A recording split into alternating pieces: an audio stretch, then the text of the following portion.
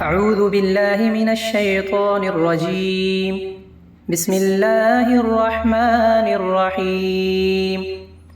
إذا وقعت الواقعة ليس لوقعتها كاذبة خافضة رافعة إذا رجت الأرض رجا وبست الجبال بسا فكانت هباء منبثا وكنتم أزواجا ثلاثة فأصحاب الميمنة ما أصحاب الميمنة وأصحاب المشأمة ما أصحاب المشأمة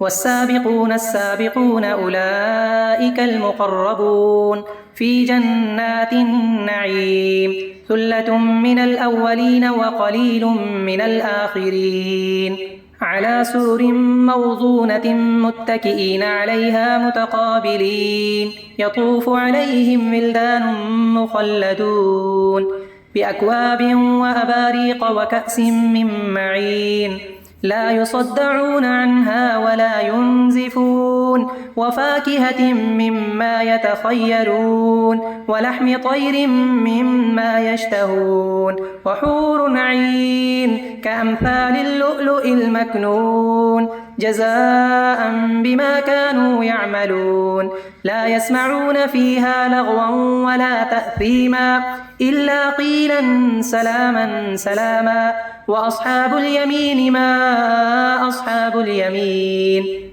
في سدر مخضود وطلح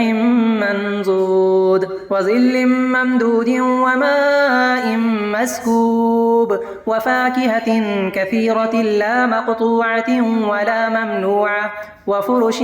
مرفوعة إنا أنشأناهن إنشاء فجعلناهن أبكارا عربا أترابا لأصحاب اليمين ثلة من الأولين وثلة من الآخرين وأصحاب الشمال ما أصحاب الشمال في سموم وحميم وظل من يحموم لا بارد ولا كريم إنهم كانوا قبل ذلك مترفين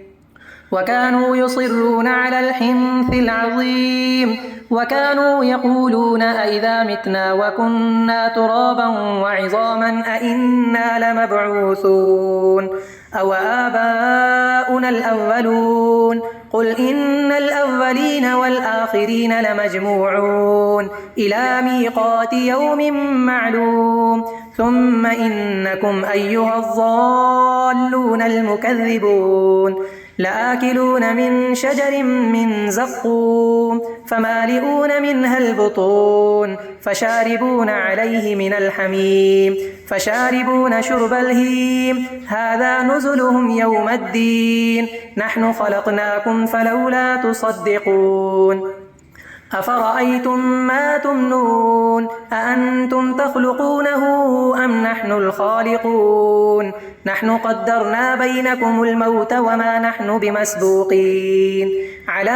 أن نبدل أمثالكم وننشئكم فيما لا تعلمون ولقد علمتم النشأة الأولى فلولا تذكرون أفرأيتم ما تحرثون أأنتم تزرعونه أم نحن الزارعون لو نشاء لجعلناه حطاما فظلتم تفكهون إنا لمغرمون بل نحن محرومون أفرأيتم الماء الذي تشربون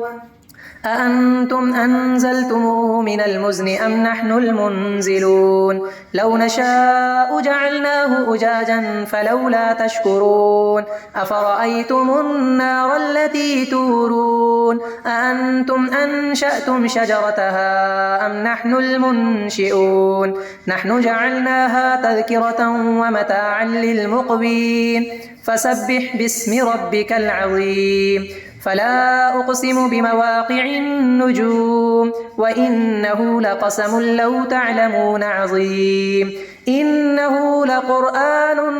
كريم في كتاب مكنون لا يمسه إلا المطهرون تنزيل من رب العالمين. أفبهذا الحديث أنتم مدهنون وتجعلون رزقكم أنكم تكذبون. فلولا